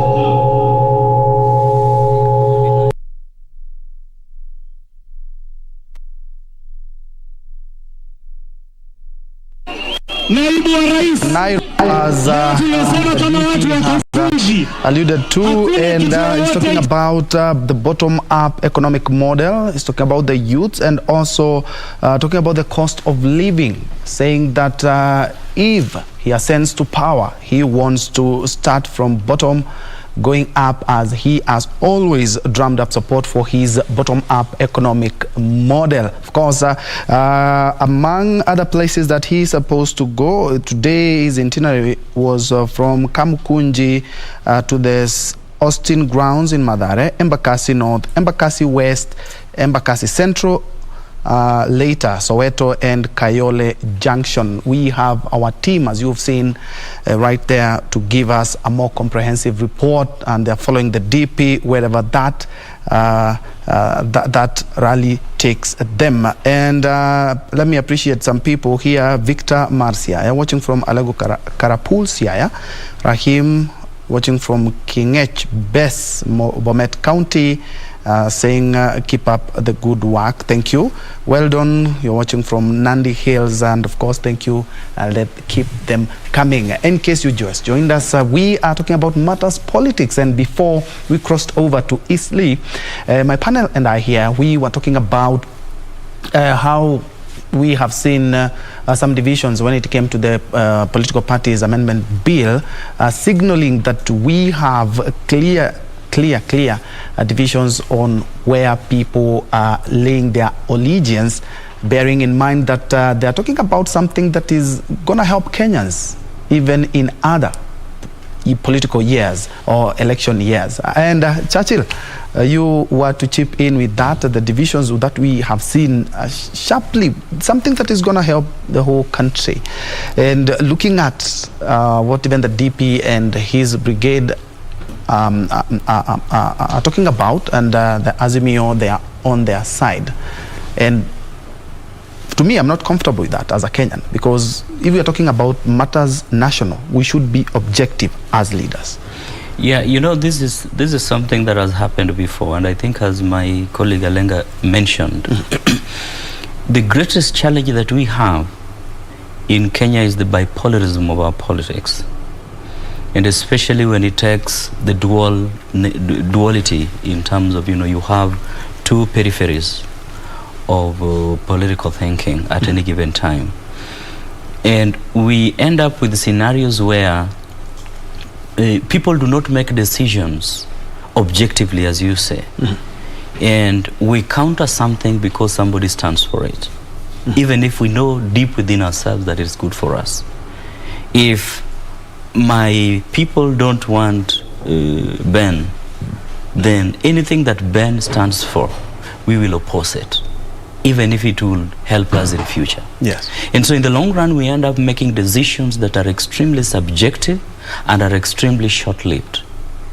And this has made us make quite some bad choices with the leadership, and bad choices in terms of even selection of even certain key decisions at the national level.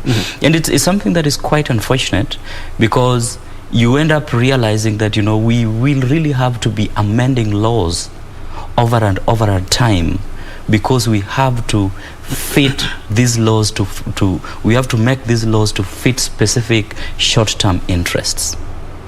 So we don't make laws for posterity. The amendments, the miscellaneous amendments, will always come every now and then, because we want to make them to fit specific interests at that time. And even at that time, the divisions will always follow they will always follow the duality of politics at that particular time. So it's something that is extremely unfortunate, and as Alenga has mentioned, there's no ideology that really surrounds this. When you look at the advanced democracies, you will see that every decision that is made in the legislature or even in the executive is defined by the ideology that defined those political formations. So you do not just wake up and make a decision because, you know, we have a personality who is a political leader of party X and is opposing somebody who is a party leader of political party Y. And that is extremely short term. It is simplistic, and it is very dangerous for our country. And, you know, we have seen this before, even when you looked at those who opposed and proposed the new constitution. You know, all these were based on who was for it and who was against it, which is really quite simplistic and very unfortunate for our country. IBC did announce that there will be the nominations. Excuse me. They announced in April the party nominations. They're expecting the party nominations in April. Will that really be the tiebreaker? Because there are a lot of people ascribing to a certain political formation, but they will not get a ticket. See? And we've seen it in 2017, talking about I was rigged out, I was told I was going to be given the ticket, now I'm going independent, or I'm going to another political formation. Are we likely to see the same? Like right now, as we speak, we have just two big major divisions as we talk. The greatest challenge that might happen is that maybe the time frame, and I think that, you know, the bill was trying to avoid scenarios where people fail nominations in any political party and then go into be an independent candidate. So it might be quite a tricky balance for them. And, you know, if you're going as an independent candidate, that is something that you should have made up your mind up front. And I think that is an extremely objective thing, because if I'm an independent candidate, it means that the formations that exist I don't believe in their ideologies. So that is something that should have been, it's something that you should have made up your mind from the onset, even, you know, way behind. It's not about, it was, and the whole concept of independent candidates, even in the advanced democracies like the US, it's not about that, you know, you failed as a Democrat and you can't be a Republican, so you go as an independent. No, it is because you don't believe in the ideals of being a Democrat. Yes. Neither do you believe in being in the ideals of a Republican. So you stand as an independent candidate because you have your own political ideals that you want to stand for. So that's something that should come from before, way before even the nominations happen. Alenga, do you think that curbing political hopping could be the game changer in formation of those political formations? Because as we speak, we are likely to see more formations as we gear up to the 2022 succession politics. I think to a great extent it does, because you'll actually see how it happens with the previous setups. People were just basically running here and there. You know, you miss a nomination slot, you jump to the other side, you disagree with a party leader, you jump to another side. So at this point, we sort of will come to a place where you are in party X because you truly believe in the ideals of party X. If you miss the nomination for party X, then you're not going to jump to party Y, but you will stay there and wait for another time. So that way, it helps us have legitimate members of a party. And that is why the bill is introducing what it calls the corporate membership. That you can actually be a member of a party, even if you are in a coalition, you're still a member of your own party. You know, so it's not really just a matter of let's come together, because what it has come out to look like is let's come together to prevent so and so from also getting into power. So then when you get into power on that flimsy foundation, then you're given the country to lead. Then you start now figuring out, what do I do? You know, that is like you get into the same predicament that the first government after independence found itself in, because they were fighting for parochial interests, our land, our culture, our what. Then now you're given the whole country to lead. Then you start figuring out, what do I do with Marsabit? What do I do with Malava? You know, because your dream is not as big as it is. But if we come to that place where political parties are now ideology founded, then it gives you a commitment to that cause, to all through to the end. But what we are having is just a game, and that is why it eventually it leads us to a point where we have what I always call round pegs and square holes. I mean, it cannot work. So we actually need that kind of sanity to give us the best leaders, and that's why I was referring to the model that we use to select our leaders. It's a model of just let's come together, let's pull so and so from Ukambani, let's pull so and so from Western, let's pull so and so from Coast. If we do so, then we will prevent so and so and so and so from getting into leadership. It has to be bigger than that. Churchill, let's revisit voter registration exercise. IBC announced that this month they will be conducting that, and we saw voter apathy that we experienced in November. They didn't even hit 30% of the target that they had pegged on the voters to register.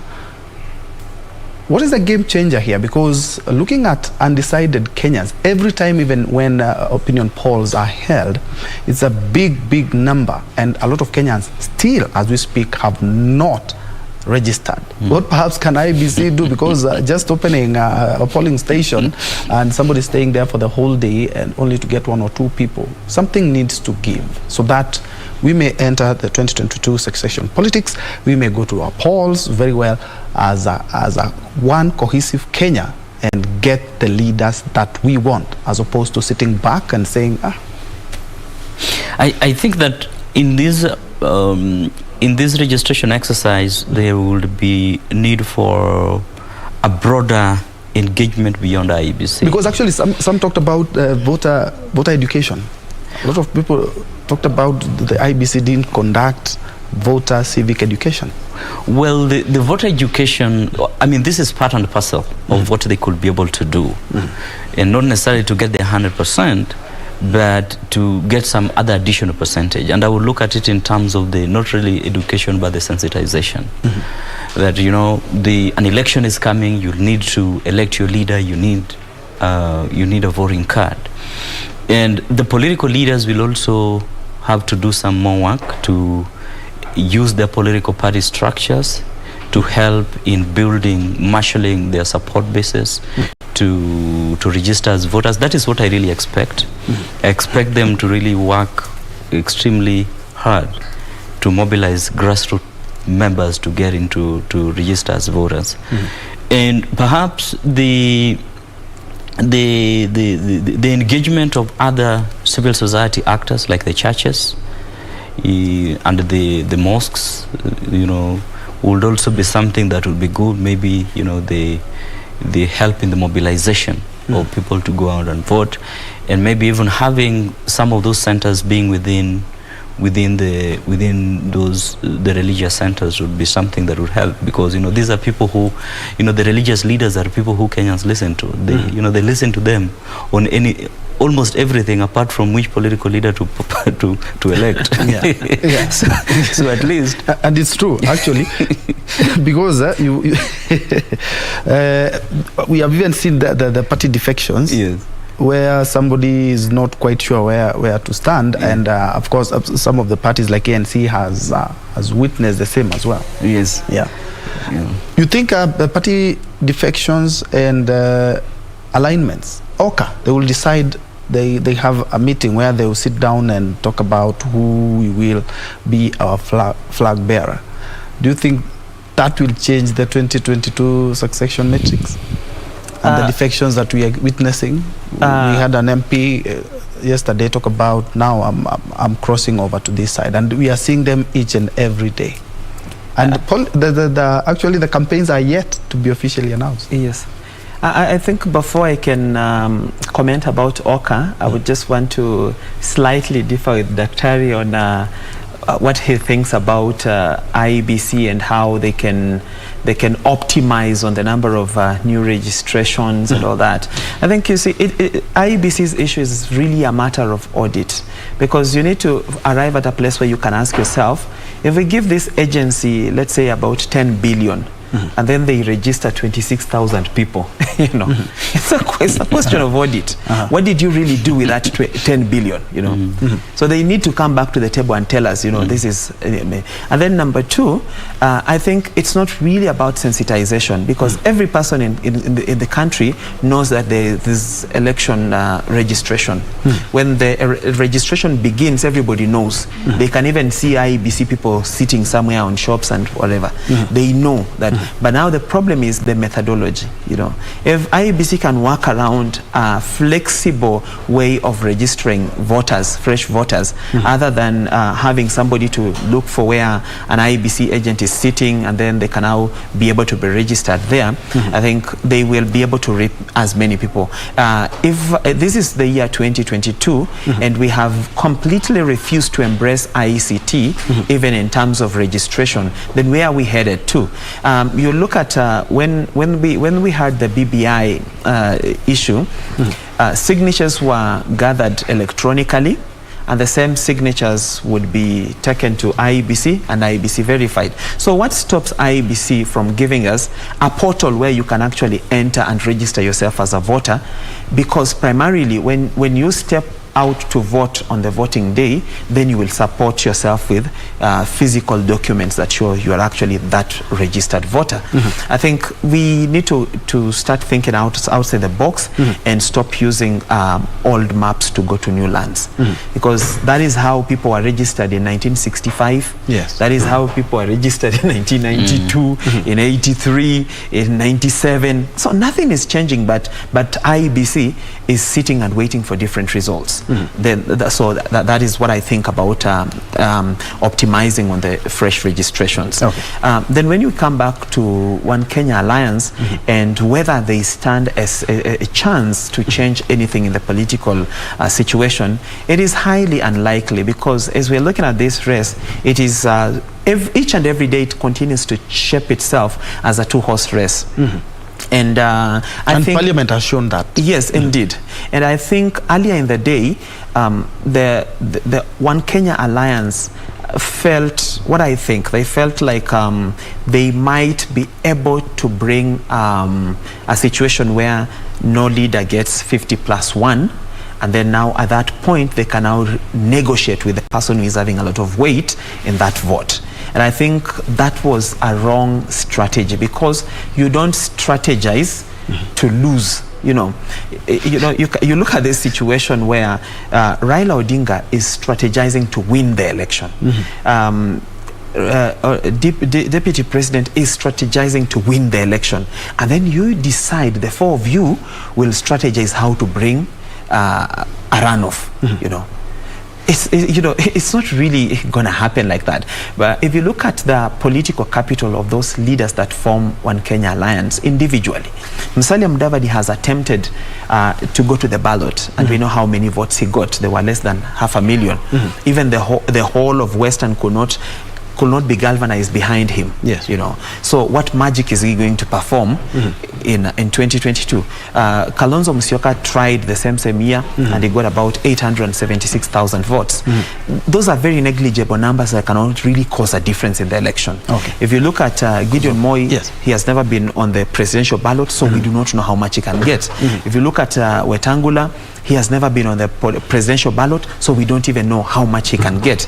But if you look at the geopolitics, especially in the regions where these leaders come from, if you're looking at Gideon Moi and he's coming from Rift Valley, then you see the biggest chunk has already left the station with Deputy President. So what much is he going to get from Rift Valley? If you go to Western Kenya, most of the governors in Western Kenya are ODM governors. If you go to Wetangula's home staff, it's really nothing much. Interest of time, in 1 minute, I see we've seen Interior PS Karanja Kibicho there inspecting, leading other PSs in inspecting government projects, and we know very well a lot of government officials are plunging into politics, and some people are worried that that might affect government. You're a governance expert. Do you think that might affect Kenyatta's government before he leaves office? Not at all. Not at all. I mean, government is a system. And the exit of some of these top leaders will not necessarily bring the government into a halt. I mean, when this has happened before, and the government has a way in which they are able to have their systems continue. So we don't really expect that. And of course, immediately some of them resign, others will be nominated, and you and I could be nominated, you never know. I'm looking forward to that prayer. Thank you so much, gentlemen. Unfortunately, we are out of time. Churchill Saoke, Dr. Churchill Saoke, who is a governance expert and also a lecturer at the JKUAT. And we have Alenga Torosted, who is a political analyst and governance expert as well. Thank you, gentlemen, so much for, of course, we should do this again for your time. And thank you, the viewer. I see there are a lot of comments here, but allow me to skip them for now, as we have to give way for Kurunzi Mashinani. Anwangeshi is our sign language interpreter, and Lucy Maura was our earlier sign language interpreter. My name is Ben Troy. Enjoy. Do have yourself a blessed afternoon.